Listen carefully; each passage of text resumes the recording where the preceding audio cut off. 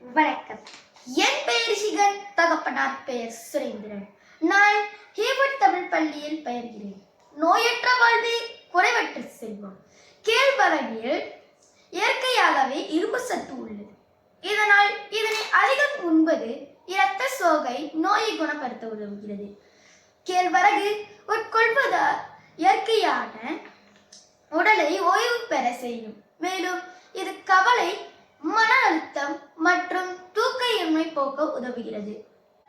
கோதுமை மற்றும் அரிசிதான் உலகின் பெரும்பான்மையான மக்களின் முக்கிய உணவாக இருக்கிறது. இந்த அரிசி மற்றும் கோதுமைக்கு மாற்றாக உண்ணக்கூடியதும் அதே நேரத்தில் உடலுக்கு சிறந்த போஷாக்கும் அளிக்கக்கூடியது சிறுதானியங்கள் ஆகும். இந்த சிறுதானிய வகையை சேர்ந்ததுதான் கேழ்வரகு. கேழ்வரகு உணவுகளை சாப்பிடுவதால் ஏற்படும் நன்மைகள் என்ன என்பதை இங்கு அறிந்து கொள்ளலாம். கேழ்வரகு புரதச்சத்து, நார்ச்சத்து, மேக்னீசியம் அதிகம் நிறைந்த ஒரு தானியமாகும். வாருங்கள் கேழ்வரகு மாவில் களி எப்படி செய்வது என்பதை பார்ப்போம். தேவையான பொருட்கள். அடுத்ததாக கேழ்வரகு மாவு மற்றும் 2 கப் தண்ணீர், தேவையான உப்பு.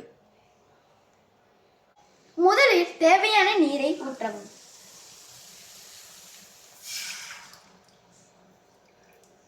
முதலாவதாக தண்ணீரை நன்றாக கொதிக்க வைப்போம். தண்ணீர் நன்றாக கொதித்து விட்டது. அடுத்ததாக கொதிக்கப்பட்ட நீரில் கேழ்வரகு மாவை சேர்க்கலாம்.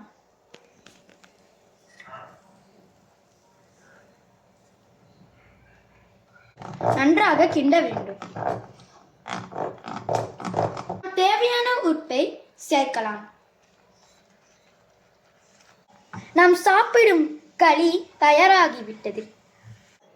இந்த களியில் வெவ்வேறு கறிகளை ஊற்றி சாப்பிடலாம். கேழ்வரகு மாவில் தோசை, இட்லி, ரொட்டி, கூழென கேழ்வரகு மாவில் செய்து சாப்பிடலாம். உணவே மருந்து, மருந்தே உணவு. நன்றி.